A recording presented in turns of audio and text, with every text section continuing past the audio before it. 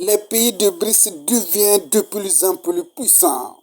Il faut noter que la réunion des BRICS qui s'est tenue en Afrique du Sud s'est conclue avec l'élargissement des membres, passé de 5 à 11 actuellement, puisqu'il y a eu 6 États membres qui ont intégré les pays de BRICS. Ces États membres sont aussi puissants, très puissants pétroliers. Il y a l'Arabie Saoudite, les Émirats Arabes Unis, l'Égypte, l'Éthiopie et l'Argentine. Et puis également l'incontournable, l'Iran, se sont ajoutés aux pays de BRICS.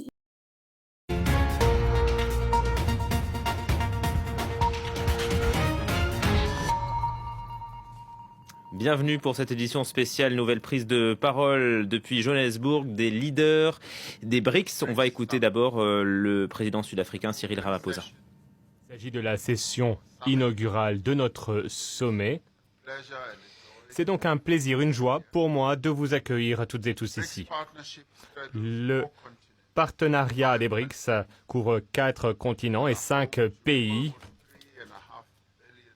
qui héberge 3,5 milliards d'êtres humains. Depuis une dizaine d'années, ce bloc est un grand moteur de croissance mondiale, d'échanges et d'investissements internationaux également. Les BRICS soutiennent la solidarité et sont un symbole de progrès. Les BRICS représentent l'inclusivité et soutiennent un ordre plus équitable. Les BRICS représentent également le développement durable. Nous sommes un groupement inclusif d'économies émergentes et en développement qui cherche à travailler de concert afin de profiter de nos riches histoires, de nos riches cultures, et nous cherchons à renforcer la prospérité de nos populations. Nous le faisons car nous sommes convaincus d'une chose, c'est que la pauvreté, l'inégalité et le sous-développement représentent les plus grands défis auxquels l'humanité est confrontée aujourd'hui. C'est la raison pour laquelle nous sommes déterminés de faire du partenariat des BRICS, ce partenariat qui grandit en importance et en influence année après année, doit être exploité afin d'en donner naissance à une reprise économique mondiale. Promouvoir le programme Afrique, pour nous, est une priorité stratégique pour l'Afrique du Sud pendant notre présidence des BRICS. C'est la raison pour laquelle nous avons choisi comme thème pour le sommet de cette année les BRICS et l'Afrique, un partenariat pour une croissance mutuellement accélérée, un développement durable et un multilatéralisme inclusif. Nous nous félicitons de l'engagement constant des pays BRICS avec l'Afrique dans un esprit de partenariat et de respect mutuel. Nous nous réjouissons de voir tous les membres des BRICS, le Brésil notamment, se réengager sur le continent africain de manière emplie de sens. La Russie a toujours eu de bonnes relations avec les pays d'Afrique. La Chine a choisi d'accompagner, d'aider l'Afrique dans ses aspirations de développement. Et dans notre implication, dans notre engagement, nous souhaitons tous travailler avec l'Afrique. L'Inde continue à renforcer son engagement, ses échanges avec l'Afrique. En tant que famille des BRICS, chacun de ses membres, nous sommes pleinement investis, pleinement engagés avec l'Afrique. Nos objectifs sont des échanges réciproques, des investissements réciproques. Nous souhaitons que les biens, les produits, les services d'Afrique puissent être en concurrence sur un pied d'égalité sur la scène internationale et dans l'économie mondiale.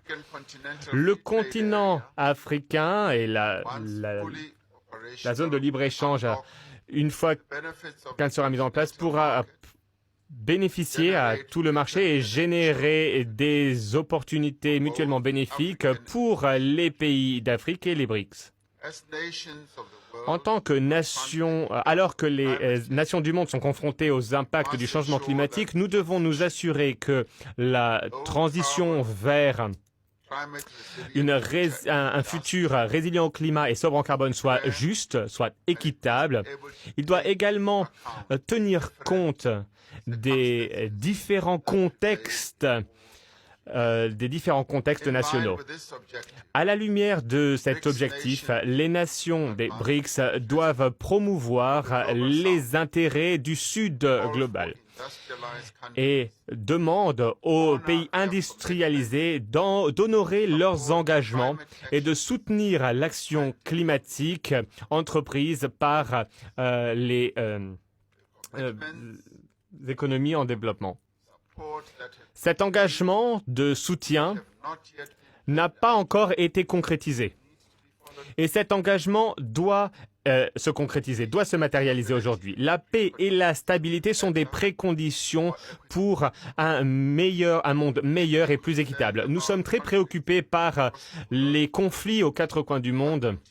Ces conflits qui continuent à causer énormément de souffrances et de difficultés pour de nombreux hommes et de nombreuses femmes dans le monde. L'Afrique du Sud considère que la diplomatie, le dialogue et la négociation sont la priorité. Ce sont des choses nécessaires, conformément à la Charte des Nations Unies, pour la juste résolution des conflits. Nous craignons que le système de paiement international et le système financier international soient de plus en plus utilisés comme des instruments de contestation géopolitique. La reprise économique mondiale dépend d'un système de paiement prévisible et mondial et d'un bon fonctionnement du système bancaire, des chaînes d'approvisionnement, des échanges, du tourisme, ainsi que des flux financiers. Nous allons poursuivre nos discussions sur des mesures pratiques et concrètes qui permettront de faciliter les échanges et les investissements via l'utilisation accrue de devises locales. Il s'agit pour nous d'un sujet qui mérite d'être examiné davantage, en particulier entre nos ministères des Finances. Le monde change.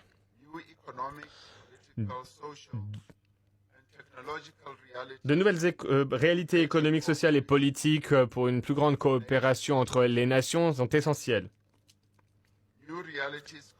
De nouvelles réalités appellent à une réforme fondamentale des institutions de la gouvernance mondiale afin qu'elles puissent être mieux représentatives et mieux en mesure de répondre aux défis auxquels l'humanité est confrontée.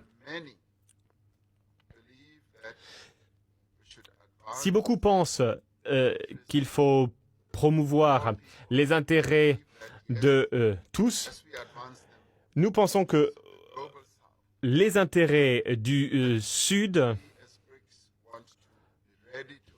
doivent également être promus par les BRICS. Ces intérêts sont essentiels et à cet égard, nous souhaitons collaborer davantage, nous souhaitons coopérer davantage avec tous les pays qui aspirent à créer un ordre international plus inclusif. Nous sommes convaincus dans le fait que ce 15e sommet des BRICS permettra de faire avancer la cause de la prospérité commune, la cause du progrès. Nous sommes confiants dans le fait que ce 15e sommet des BRICS, en définitive, permettra d'enrichir et d'inspirer notre travail qui cherche à créer une communauté beaucoup plus humaine. Voilà la mission des BRICS. Voilà l'engagement que prennent les BRICS. C'est un véritable honneur pour nous, en tant qu'Afrique du Sud, d'avoir cette occasion d'organiser et d'accueillir ce 15e sommet des BRICS et d'accueillir les membres des BRICS. Sur ce, je déclare cette session ouverte.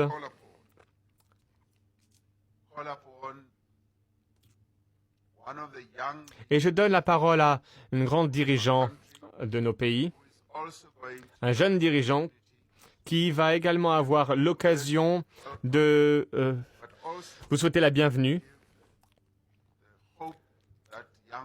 mais également de porter un message d'espoir, le message d'espoir.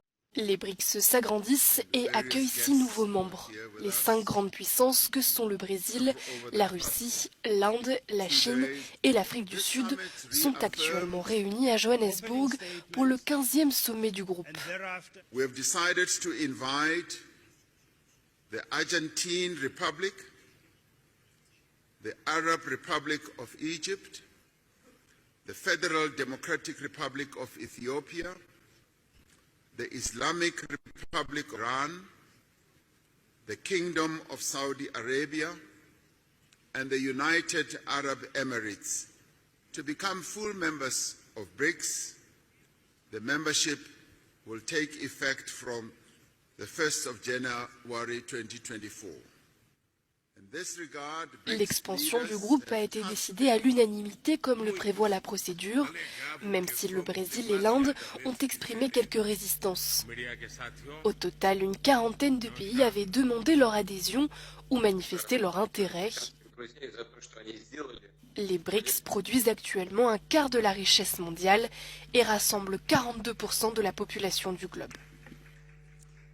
Thank you, President.